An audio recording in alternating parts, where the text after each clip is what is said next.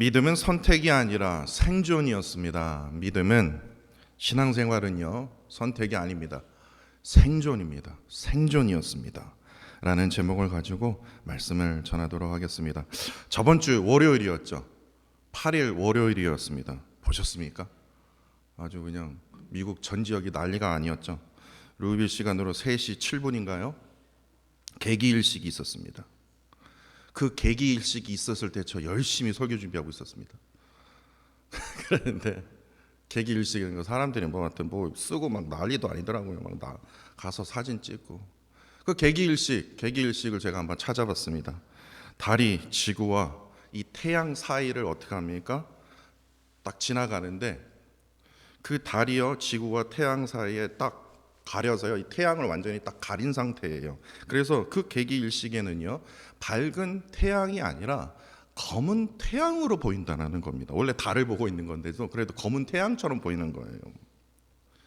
제가 그래서 너무 궁금한 거예요. 그래서 실제로 이 개기일식을 한번 찾아봤습니다. 제가 인터넷 막 찾아봤어요. 그랬더니 저도 몰랐습니다. 개기일식은요 그냥 달이 그냥 지구와 태양 사이를 가리고 있는 것만으로만 알고 있었어요. 그런데 개기일식은요 여러분들 이거 기억하셔야 돼요. 생애 한 번도 보기 어려운 현상입니다. 이거 누구나 다 볼 수 있는 게 아니에요. 왜냐면요 어느 지역에서 개기일식이 다시 돌아오는데 평균 시간이요 375년이라는 그 통계가 있습니다. 그런데요 저 미국에 산다는 그 이유로 생애 한 번 보기 어려운 그 개기일식을 여러분들 기억하시는 거 2017년이었습니다. 8월 21일 제가 막 전화기에 제가 사진 찍어갖고 제가 그런 적 있었거든요. 제가 개기일식 그때 처음 봐갖고 사진 찍었는데 8월 21일 2017년이었습니다. 그때도 개기일식이 있었어요. 분명 375년 만에 들어오는 거라고 그랬는데 바로 7년 후에요 4월 8일 날 딱 왔고요. 그리고 여러분들 20년 후에요 또 온답니다. 또 볼 수 있대요. 미국이 아주 축복받는 나라예요. 그거 아십니까? 이제 달이요 태양을 완전히 가리면서 갑자기 밝은 날이 갑자기 깜깜해지잖아요. 시기 현상을 딱 경험하면요 옛날 고대 사람들은 완전히 미쳐갔습니다. 야 이거 뭐 신이 노여하는 거 아니야? 이거 우리에게 재앙이 임하는 거 아니야? 이거 우리에게 이거 생각지 못한 질병이 일어나는 거 아니야? 그 왕이 조금 이상하구만. 왕이 이거 다스리지를 다 못한 거야. 이렇게 어이없게 이렇게 해석을 했다라는 거예요. 그래서요 이 개기일식이 오면요 그 옛날 사람들은요 막 조선 시대 때도 그랬어요. 덜덜덜덜덜덜 떨었어요. 이게 뭔가 터지는 거 아니야? 왕뿐만 아니라 하여튼 그 사는 사람들이 다 그냥 뭐 다리를 알겠어요, 뭐를 알겠어요. 그 조선 시대 때도 그랬다니까요. 두려움과 공포를 야기시키는 것이 바로 개기일식이었다라는 거예요. 지금은요 개기일식이 있어도 그냥 뭐 지나가는 사람은 지나가고 사진 찍는 사람들은 사진 찍고 막 그러더라고요. 그런데 과학적으로 이 개기일식에 대해서 조금은 알고 있기에 하나같이 이 개기일식을 본 것에 대해서요 이 개기일식을 아는 사람은요 아 나는 참으로 운이 좋은 사람이구나. 야 이 개기일식 이거 참 보기 힘든 건데 내가 보게 됐네. 참 나는 운이 좋은 사람이야 라고 대부분 그렇게 인식하고 있다라는 겁니다. 그러나 이러한 세상의 인식들보다요 조금만 더 넓은 시각으로 우리가 조금만 더 넓은 시각으로 깊이 생각해 본다면 우리가 살고 있는 그 지구는요 우주에 대해서 조금만 공부해 보면요 지구는요 그야말로 코딱지보다 더 작아요. 하나의 점이라는 겁니다. 하나의 작은 점이에요. 진짜예요. 우주에서요 뭐 지구가 뭐 아름답죠 뭐 자랑할 거리도 안 돼요.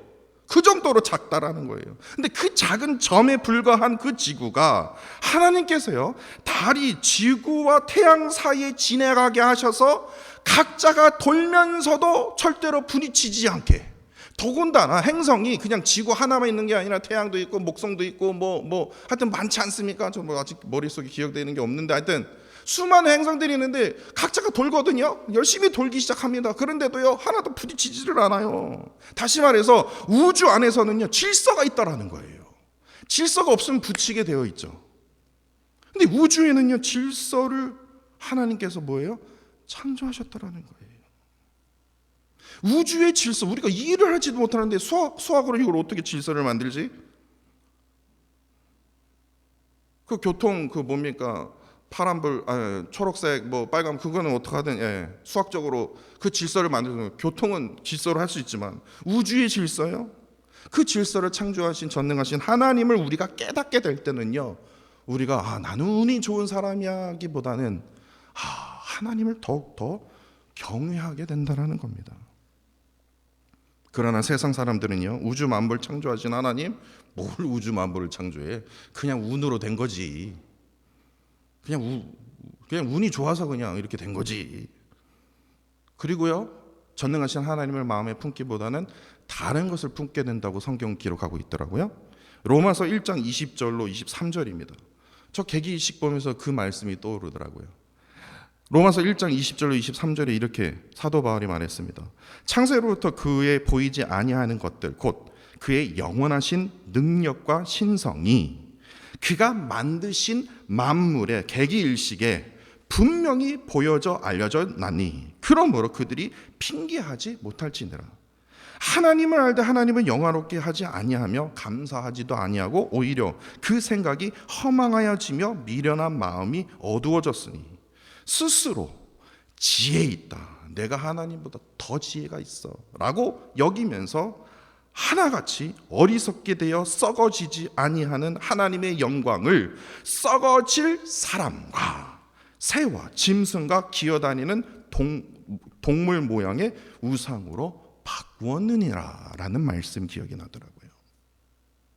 땅과 하늘뿐만 아니라 우주에서 벌어지고 있는 놀라운 현상들 뿐만 아니라 인간의 몸에 대해서 우리가 깊이 공부를 하잖아요. 그러면 모든 인간은요, 반드시 전능하신 하나님의 그 능력과 신성 앞에서 무릎을 꿇을 수밖에 없다라는 거예요.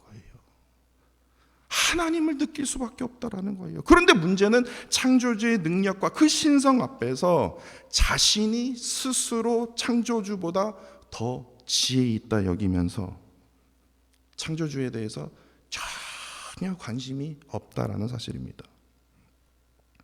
오히려 지금의 세상은요, 지금 세상은요, 특히 한국 사람들이요, 지금 세상은요, 영원한 창조주보다는요, 지금 아주 김수현 씨 때문에 아주 세상이 지금 미쳐 있는 것 같아요. 아유, 이번 인생은 망했어. 내가 이런 남편을 만났나? 막 그런 사람들 있고요.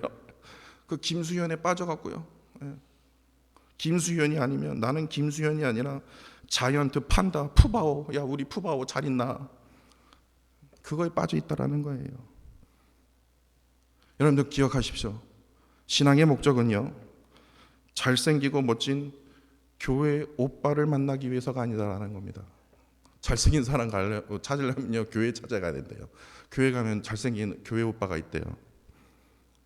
세상 사람들이 그렇게 얘기를 하더라고요. 다시 말해서 신앙의 목적은요, 좋은 교회를 찾고 좋은 목사를 만나기 위해서가 아니다라는 겁니다. 신앙의 목적은요, 반드시 창조주 하나님을 더 깊이 알아가고 깨닫는 데에 있다라는 겁니다. 왜냐하면요, 사람이 아닌 하나님을 깊이 깨달은 만큼, 깊이 아는 만큼 나에게 하나님의 놀라운 능력이 나타내 보여지기 때문에 그렇습니다. 그 증거가 성경에서 나타난 신앙의 선조들이 바로 그랬어요. 하나님을 아는 만큼, 하나님을 깊이 깨달은 만큼 그들의 삶 속에서요, 세상이 입이 쫙 벌러질 정도로 놀라운 능력과 기적을 행했다라는 겁니다. 신앙에는요, 출신과 배경, 학력, 사회적 지위가 중요하지 않습니다. 출신과 배경, 학력과 사회적 지위를 통해서 아마도요, 세상으로부터 물질을 얻고 명예를 얻고 엄청난 지식이 있다 하더라도 그것을 올바르게 사용할 지혜가 없다면요, 아무리 판사라도요, 세상 사람들로부터 손가락 당하고요, 아무리 교수라고 해도 세상 사람들한테 손가락 받는다는 거예요. 그런 물질과 명예와 지식이 있어도요, 그걸 올바르게 사용할 수 있는 지혜가 없거든요. 근데 그 지혜를 어디서 얻어야 됩니까?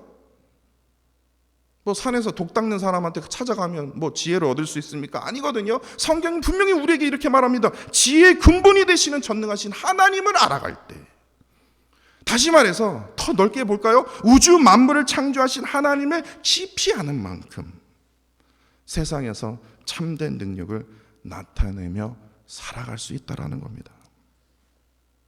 이런 의미에서 오늘 본문을 보시면요, 여호수아 1장, 저번 시간 여호수아 1장에서 여호수아에게만 계속 집중이 되어 있다가 2장 들어가면요, 이제 매주마다 이제 다음 주는 3장입니다. 근데 2장 딱 들어가자 좀 황당해요. 여호수아에서 막 은혜를 받는데 2장에서는 이게 뭐야 이거? 왜냐? 여호수아와 정반대로 살았던 누굽니까? 기생 라합이 등장하고 있기 때문에 그렇습니다. 아니 왜 1장에서 여호수아에게 믿음이 지금 막 들어가려고 하는 그 여호수아에게 집중했다면 그 결과를 2장에서 보여줘야 되는데 완전히 딴판으로 사는 그 기생 라합의 인생을 보여주고 있다는 거예요. 1절에 여호수아는 가나안 점령을 이제 앞둔 상태에서 2명의 정탐꾼을 보내게 되는데, 뭐 정탐꾼을 보냈냐 안 보냈냐, 이게 믿음이 좋냐 안 좋냐, 그걸로 따지지 마세요. 이건 진짜 제가 아무리 생각해봐도 이거는 진짜 이상한 거예요. 그게 중요한 게 아니에요. 이거보다 더 중요한 게 있는데 뭐 정탐꾼을 보냈냐 안 보냈냐, 믿음이 없는 자요, 막 그렇게 해석을 하는데 저는 그렇게 생각하지 않아요. 정탐꾼을 보낸 이유가 있어요. 여리고와 뭡니까? 가나안 땅에 대해서 조금 알아보라고. 그런데 이상하게도요, 알아보면 그냥 어떻게 하든 알아보면 되는데, 이들이요, 2명의 정탐꾼이요, 라합이라 하는 기생의 집에 묵었다고 정확하게 1절에 기록을 하고 있다는 거예요. 그런데 우리가 기생이라고 생각을 하면 여러분들 어떻게 생각하십니까? 그냥 술 파는 여주인? 뭐 그 정도만 생각하지 않습니까? 그런데요, 이스라엘 사람들이 이 말씀을 읽었을 때 충격입니다. 왜 이 집을 왜 가는 거야? 그리고 왜 이걸 왜 기록을 한 거야? 라고 했을 겁니다. 우리말 기생을요, 히브리어로 자나자나 뭐 그랬잖아요. 그 김준호가 얘기하는 자나자나, 그거예요. 자나. 근데 자나의 그 정확한 뜻이요, 무슨 뜻인 줄 아십니까? 창녀입니다. 창녀. 매춘부입니다. 그러니까 기생은 그냥 좀 고급진 단어예요. 원래 창녀 라합 아니면 매춘부 라합이라고 해야 돼요. 뿐만 아니라 야고보서에서도요, 이 기생 라합이 등장하는데요, 야고보서 2장 25절입니다. 야고보서는 신약이에요. 구약 인물인데요, 신약 성경에 기록이 되어 있어요. 야고보서 2장 25절에 기생 라합이 사자들을 접대하여 라고 이렇게 기록하고 있는데, 우리말 여기서 기생을요, 그 당시에 이제 신약 성경은 헬라어로 썼거든요. 구약은 히브리어거든요. 근데 헬라어로 그 기생을 뭐라고 했냐면요, 포르네라고 했습니다. 그 포르네가요, 바로 포르노입니다. 포르노. 그러니까 확실한 거예요. 100%인 거예요. 창녀입니다. 매춘부입니다. 그러니까 기생 라합은요, 여리고 사람들에게 그냥 술과 음식과 뭐 방을, 숙박을 제공한 정도가 아니라 자기 몸을 팔아서라도 뭐예요? 돈을 벌어야 했던 창녀 매춘부였다라는 겁니다. 근데 거기에 왜 들어가냐고요. 그것도 들어간 거에 대해서 정확하게 기록하고 있다라는 거예요. 2명의 정탐꾼들은 몸을 파는 창녀 라합에 관심이 있어서 들어갔을까요? 이 여인이 지금 가나안 땅에서 엄청 인기 있는 여인이래. 그래서 들어갔을까요? 아니요. 그만큼 여리고 사람들이요, 뿐만 아니라 가나안 사람들이 그 라합의 집에 많이들 들락날락거렸거든요. 정말 인기 있는 곳이었거든요. 그만큼 타락했기 때문에 많은 사람들이 출입한다라면 우리가 쉽게 이 여리고 성에 대한 정보를 쉽게 알 수 있지 않을까라고 해서 이 라합이라 하는 기생의 집에 들어간 거예요. 그런데 정탐꾼들이요, 걸렸습니다. 걸렸어요.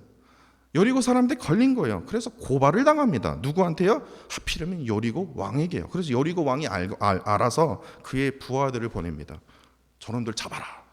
그래서 라합 집으로 이제 부하들이 들어간 거예요.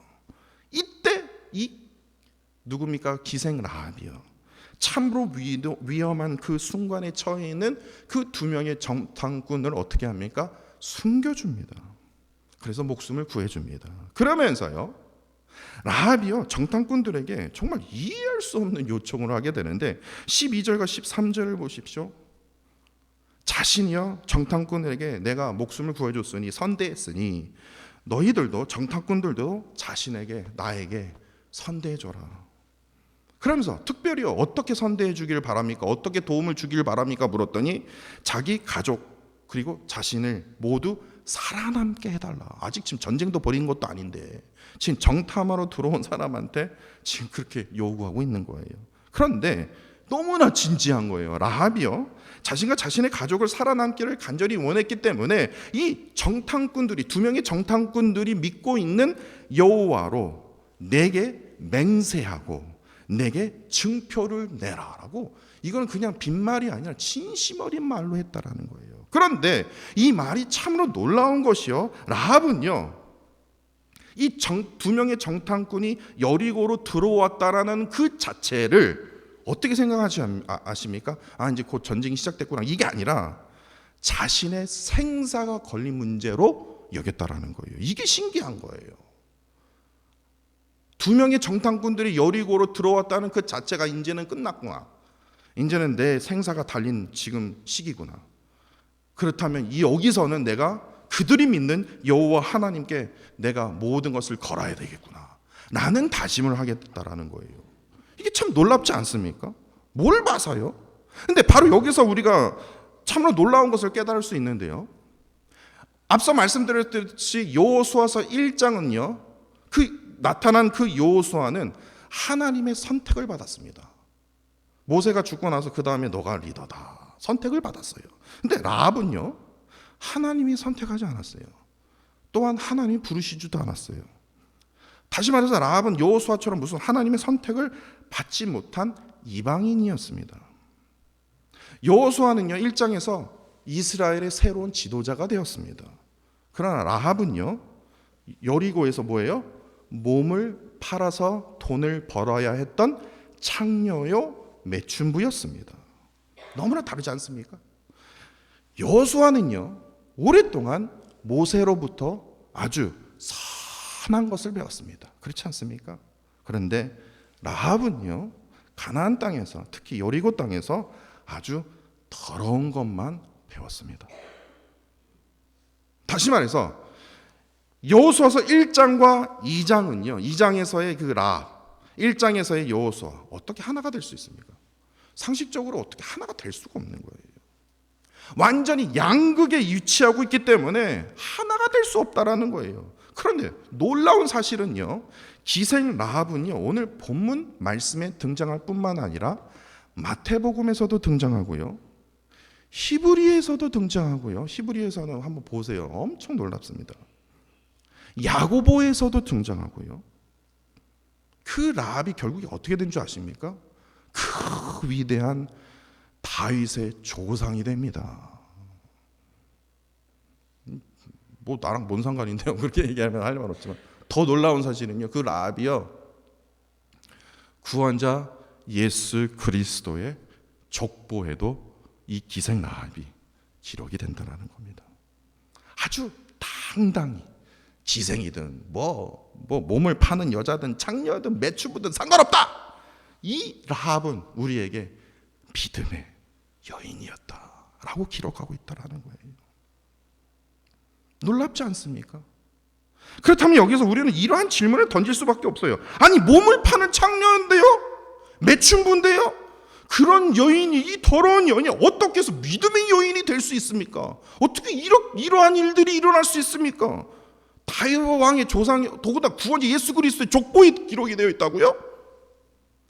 그 답을요 10절과 11절에 보시면요 이 질문의 답을 우리가 찾을 수 있습니다. 제가 앞서 말씀드렸죠, 계기 일식을 보면서 나는 참으로 운이 좋은 사람이야 그렇게 여긴 사람들처럼요 여리고 사람들 또한 이스라엘 백성들이 이집트에서 나와서 출애굽해서요 홍해를 건넌 거 다 운이야. 지금도 홍해 건넌 거 다 운이라고 얘기하지 않습니까? 가나안에 내가 내가 잘 알고 있는 그 시온 왕과 옥 왕 싸워서 이겼다고? 에이, 뭐 운 좋게 이겼겠지. 가나안 사람들과 여리고 사람, 특히 여리고 사람들은요, 그 모든 사건들을요 하나같이 그냥 운이었을 거야, 운으로 여겼다라는 거예요. 그러나 계기일식을 보면서 하나님을 경외했던 것처럼요, 오직 라합만 뭡니까? 하나님께서 행하신 그 모든 일들을요 믿음으로 여겼다라는 거예요. 그것을 뭡니까? 이를 통해서 하나님을, 그 전능하신 하나님을 경외하기 시작했다라는 거예요. 9절에서요, 오늘 본문 9절을 보시면 여리고 땅 주민들뿐만 아니라 라합 자신까지도 하나님께서 행하시는 일들을 듣고서요 간담이 녹았다라고 되어 있어요. 근데 여기서 우리말 간담이 녹았다라는 것을요 히브리어로 보니까요 무그라고 합니다. 무그는 간담이 녹았다는 건 무너지다, 내 자신이, 내 생각이, 내 마음이 무너지다, 무그라는 뜻입니다. 무그인데요, 라합은 스스로 지혜 있다 여기며 또한 그 여리고 사람들도 스스로 지혜 있다 여기면서 썩어질 우상들에 대해서 마음을 품고 그 우상들을 섬기며 살았어요. 그런데 오직 라합만 하나님께서 행하시는 일들을 들으면서 그 놀라운 믿음이 그 안에 생기기 시작한 겁니다. 그리고 나서 오직 라합만, 여리고 땅의 주민들은 다 하나같이 저거 다 운이야 라고 말하는데 오직 라합만, 그녀의 마음속에 우상들이 어떻게 합니까? 무구해졌다는 거예요. 다시 말해서 무너졌다는 거예요. 그러면서 정탐꾼에게 이렇게 정확하게 말합니다. 11절입니다. 너희 하나님 여호와는 위로는 하늘에서도 아래에는 땅에서도 전체가요 뭐예요? 하나님이시라. 하나님이 온 땅의 주인이라는 거예요. 전 세계 온 만물 위에 뭐예요? 주인이시라는 거예요. 온전히 하나님을 경외하는 그 마음에서 나오는 믿음의 고백이 아닐 수 없다라는 거예요. 비록 그 라합의 배경과 출신이요 여호수아랑 비교할 수가 없을 정도로 정말로 정반대의 삶을 살아왔지만 결국에 뭐가 승부에 갈렸습니까? 그 라합이요 하나님을 깊이 아는 만큼, 깊이 깨달은 만큼, 비록 그녀가 창녀일지라도 매춘부일지라도 다시 말해서 이방일지라도 하나님의 백성으로 삼게 되어 그의 믿음이요 다윗에게까지 이어지고 또한 예수 그리스도의 그 족보에 오르는, 이건 진짜 말도 안 되는 그 기적의 그 은혜를 바로 이 라합을 통해서 누리게 되었다라는 거예요. 그렇기 때문에 오늘 본문에 라합이 가졌던 그 믿음을 살펴보면요, 묵상해 보면요, 우리는 이것을 깨달을 수밖에 없습니다. 오늘 설교의 제목입니다. 라합에게 믿음은요 선택이 아니었습니다. 너 우상 믿을래? 하나님 믿을래? 한번 좀 시간 좀 주시면 안 될까요? 그럴 시간이 없던 거예요. 왜냐하면 선택이 아니었거든요. 라합은요 믿음은요 선택이 아니야 뭐였더라고요? 생존이었다라는 거예요. 죄악으로 가득한 그 여리고에서, 지금 죄악으로 가득한 이 세상에서 하나님을 향한 그 믿음 없이는 나 스스로 살아갈 수 없다라는 것을 오직 라합만은 깨닫고 있었다라는 거예요. 하나님께서 행하신 모든 기적들의 그 일들을 들으면서 하나님을 더 깊이 알아가기를 원했다라는 거예요. 하나님을 더 깊이 깨닫기를 원했다라는 거예요. 결국에 자신의 집으로 직접 찾아온 그 정탐꾼들의 그 목숨을 구워주는 그 일을 통해서 하나님께서 자신에게 야, 이거 마지막 기회구나, 그 구원의 길로 향할 수 있는 마지막의 그 길이구나, 마지막 기회로 여겼기 때문에 정탐꾼들이 믿는 그 여호와 하나님께 자신과 자신의 그 가족의 생명까지도 과감히 내어놓을 수 있었다라는 겁니다. 그렇게 오늘 본문 말씀은 우리 모두에게 이렇게 묻고 있습니다. 나에게 믿음의 대상은 누구입니까? 나에게 믿음의 대상은 누구입니까? 아마도요 여기 계신 분들은 당연히 하나님이죠 라고 답하실 것입니다. 그런데 문제는요, 어찌해서 하나님이 내 나의 믿음의 대상이라고 말하면서 왜 내 안에 떠칠 수 없는 세상의 염려와 두려움과 걱정이 내 안에 존재하고 있냐고요. 어찌해서 믿는 자라도요, 믿음을요 계속해서 생존으로 여기지 아니하고 그냥 선택하려고 하냐고요. 선택하려고 하냐고요. 믿음의 대상을요 하나님이 아니라 스스로 지혜 있다 여기며 나 자신을 믿음의 대상으로 여기기 때문에 뭡니까? 두려워하고 염려하고 걱정하게 된다라는 거예요. 세상을 살면요 당연히 염려할 수밖에 없고 두려워할 수밖에 없고 걱정할 수밖에 없어요. 근데 그 세상이 주는 염려와 두려움과 그 걱정에 가장 큰 특징이 있습니다. 그 특징이 무엇인지 아십니까? 세상에 주는 염려와 두려움과 걱정은요 늘 과거에 있지 않습니다. 현재에 있지 않아요. 언제나 미래를 향해 가고 있다는 거예요. 미래를 향하고 있다는 거예요. 미래를 향하고 있다는 것은요 이미 끝난 거예요. 그냥 죽으라는 거예요. 왜냐? 어제의 확신이요 바로 오늘의 확신이 되지 않습니까? 어제의 확신이 없으면요 오늘의 확신이 생기지를 않아요. 오늘의 확신이 생기지 않으면요 내일의 확신도 생기지 않아요. 그건 상식적인 일입니다. 근데 세상이 주는 걱정과 염려와 걱정은 항상 미래를 향하고 있다는 것은 과거든 현재든 미래든 너는 끝났다라는 거예요. 사탄마귀가 그렇게 지금 너는 죽었다, 너는 포기해라, 뭘 도전하려고 해, 지금 걱정하고 있는데 네 꼬락서니를 봐라 하면서 그렇게 아주 말도 안 되는 말, 그걸로 내 자존감을 완전히 무너뜨리고 있다라니까요. 어제의 확신이요 언제 있었냐? 너가 그냥 무너뜨려 버리는 거예요. 오늘 확신 당연히 없는 거지. 미래 살지 마. 그냥 오늘만 즐겨. 오늘만 즐겨. 그래서 그냥 마시자 그렇게 되는 거예요. 왜냐? 과거를 생각해도 미래를 생각해도 끝이 없거든요. 근데 믿음이 그래요, 여러분들. 어제의 믿음이 오늘의 믿음이 되고요, 오늘의 믿음이 내일의 믿음이 된다라는 거예요. 그 믿음이요 우리의 믿음의 대상이 되신 전능하신 하나님께 향하고 있다면 기생 라합을요 믿음의 여인으로 이끌었듯이요 연약하고 참으로 부족한 나 자신을요 하나님께서 믿음의 그 반열에 오르게 하는 그런 놀라운 기적을 나를 통해서 행하여 주신다라니까요. 믿음의 대상 되시는 그 하나님을 바라볼 때 비록 지금 현재가 나에게 너무나 고통스러울지 몰라도 내가 걸어가야 할 그 미래를 향해서 하나님께서 나와 동행해 주심으로 놀라운 기적과 은혜를 나타내 보여주신다라는 겁니다. 그렇기 때문에 라합처럼요 미래의 확신으로 그 미래의 그 믿음으로 하나님께 나 자신의 모든 것을 내어놓을 수 있다라는 겁니다. 나의 미래를 이끌어 주시는 여호와 하나님만을 내가 깊이 알지 못하고 깨닫지 못하면요 어떻게 된 줄 아십니까?